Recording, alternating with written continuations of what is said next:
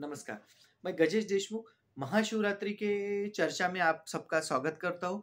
आज हम महाशिवरात्रि के विषय में चर्चा करेंगे।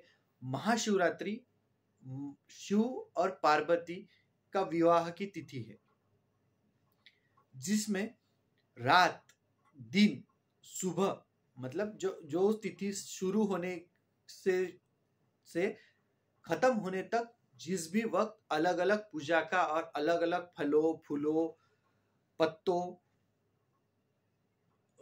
अलग अलग रसों का विधान जिसमें आप दिया है, जिसकी पूजा करने से शिव जी प्रसन्न होते हैं।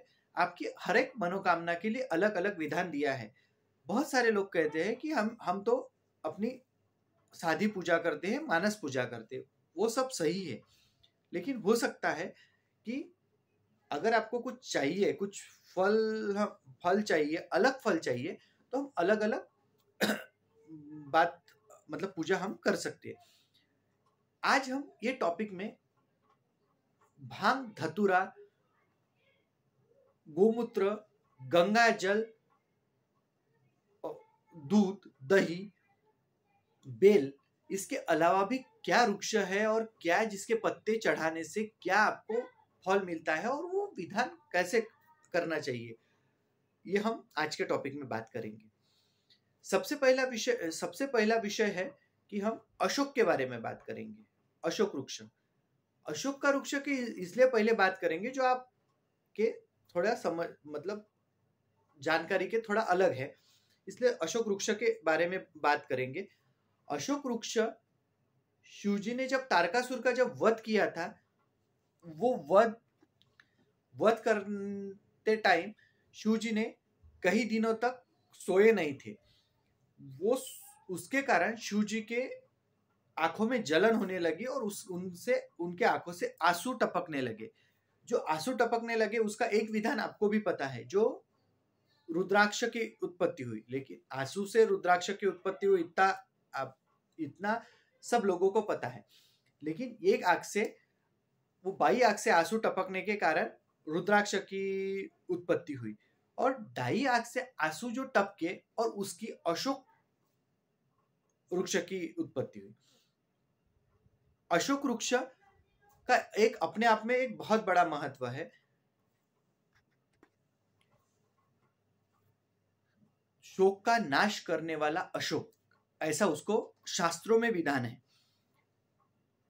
ये शास्त्र की एक छोटी सी कहानी तो मैंने आपके साथ साझा की है, लेकिन अब अशोक वृक्ष के पत्ते आप बाकी भी समय उसको चढ़ा सकते हो, लेकिन खास शिवरात्रि के पर्व में चढ़ाने से व्यापार में सफलता मिलती है, आर्थिक धन लाभ होता है, आर्थिक स्थैर्य मिलता है और आपको सुखों की प्राप्ति होती है। इतना अशोक वृक्ष का अपना एक अलग महत्व है। इसलिए ये कहानी शास्त्रों का विधान लेके एक कहानी है छोटी सी, जो मैंने आपके साथ साझा की, जिसमें अशोक वृक्ष की उत्पत्ति हुई और जिसमें आपको वो चढ़ाने से आर्थिक व्यापार, जो व्यापारी लोग हैं उनको बहुत बड़ा लाभ होता है चढ़ाने से। उसके बाद भांग धतूरा अगर हम एक साथ चढ़ाते हैं तो हमें मानसिक तनाव से मुक्ति मिलती है, जिसके लिए हम डॉक्टरों के चक्कर काटते हैं। मानसिक तनाव आजकल के दौर में एक बहुत बड़ा कारण बना हुआ है। मानसिक तनाव रहते लोगों को नींद नहीं आती, उनके काम नहीं बन पाते और वो कुछ नहीं कर पाते, चिड़चिड़ापन लगता है, काम में मन नहीं लगता है, नींद पूरी नहीं आती है या नींद ही नहीं आती है। अगर ऐसी समस्या है तो आप भांग और धतूरा शिवरात्रि के दिन चढ़ाए और शिव जी से कामना करें। ये सब करते हुए आपको प्रार्थना करनी है कि मेरा ये दुख दर्द दूर हो जाए शिव भोलेनाथ आपकी कृपा से, तो आपका शिव जी एक काम बना देंगे। इसके बाद आम के पत्ते भी आप शिव जी के ऊपर चढ़ा सकते हो, लेकिन वो क्यों? अगर आपका दुर्भाग्य चल रहा है, आम के पत्तों का महत्व हमारे सनातन धर्म में तो बहुत सारा बताया है, आपको भी पता है। जब हमारे घर में कोई त्योहार होता है, कोई उत्सव होता है, तो हम पहले आम के पत्ते लगाते हैं। आम के पत्ते दरवाजे पर लगाते हैं। क्यों लगाते हैं? नकारात्मक शक्ति दरवाजे पर अगर आम के पत्ते लगाते हो तो कोई भी नकारात्मक शक्ति आपके घर में प्रवेश नहीं करती है। इसलिए हम शुभ दिन नकारात्मक ऊर्जा को रोकने के लिए घर के मुख्य द्वार पर आम के पत्तों से घर सजाते हैं। एक ये विधान है। इसीलिए ऐसा ही एक विधान शिव जी की पूजा में, अगर शिवरात्रि के दिन आपको सब सुखों की प्राप्ति चाहिए तो शिव जी के ऊपर आम के पत्ते आप चढ़ा सकते हो। वो चढ़ाने से आपको सुखों की प्राप्ति होगी, लेकिन आपको वही फिर से शिव जी को ये सब करने के बाद, आम के पत्ते चढ़ाने के बाद एक प्रार्थना करनी होगी कि शिव जी मेरा दुर्भाग्य दूर हो जाए और मुझे सुखों की प्राप्ति हो जाए। आपके काम बनते बनते बिगड़ते हैं, आपके कोई काम सही रूप से पूर्ण नहीं होते हैं, या आपको लगता है कि घर में नकारात्मक शक्ति है, नकारात्मक ऊर्जा आपके ऊपर है, आपके घर में चिड़चिड़ होती है, किसी सदस्य का एक दूसरे के साथ ठीक से बनता नहीं है, तो आप अनार के पत्ते शिव जी के ऊपर चढ़ाइए। अनार के पत्ते अगर शिव जी के ऊपर शिवरात्रि के दिन चढ़ाते हो और मनोकामना पूर्ण करते हो, कामना करते हो शिव जी को हाथ जोड़ के, हे भोले बाबा मेरे ऊपर कृपा बनाए और मेरा ये काम आप कर दे, तो शिव जी आपका वो काम अवश्य कर देंगे। जिनके घर में हमेशा छोटे मोटे एक्सीडेंट होते हैं, घर में होते हैं, जिनके व्यक्तिगत एक्सीडेंट होते हैं, छोटे मोटे हमेशा चलते रहते हैं, अगर ये बार बार होता है और वैसा दोष आपके कुंडली में भी बताया गया है, तो आप बरगद के पेड़ के पत्ते, एक भी पत्ता उसमें चढ़ा सकते हो। बरगद के पेड़ के पत्ते शिव जी के ऊपर अगर चढ़ा दे तो आप और कामना करें तो आपके छोटे मोटे एक्सीडेंट होना बंद हो जाएंगे।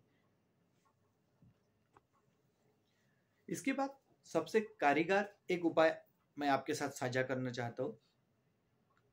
शिवरात्रि के दिन अगर ये आपने सब उपाय आपसे नहीं होते हैं या पत्ते नहीं लेना है और सबका एक ही रामबाण उपाय करना है, ये अगर आप एक बाकी दिन भी कर सकते हो, सोमवार के दिन भी ये सारे उपाय जो अभी तक बताए ये सब आप कर सकते हो, लेकिन एक सटीक उपाय मैं आपको बताता हूँ शिवरात्रि के दिन करने वाला, जो अगर आप कर पाते हो तो आपको 101% सभी प्रश्न आपके छूट सकते हैं, छूटेंगे ही।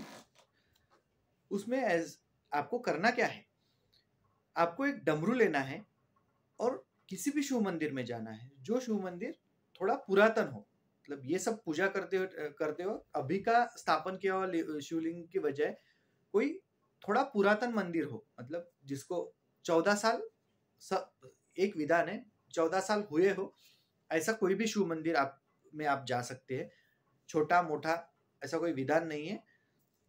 जिसमें नंदी हो, नंदी के बाएं कान में 3 बार नमः शिवाय नमः शिवाय नमः शिवाय बोल के डमरू बजाना है, और वही डमरू भोलेनाथ के पास जाके रखना है और भोलेनाथ से नमस्कार करके वापिस आते टाइम वही नंदी के दूसरे कान में, जिसमें आपने बोला उसके अपोजिट कान में आपकी मनोकामना बोलनी है।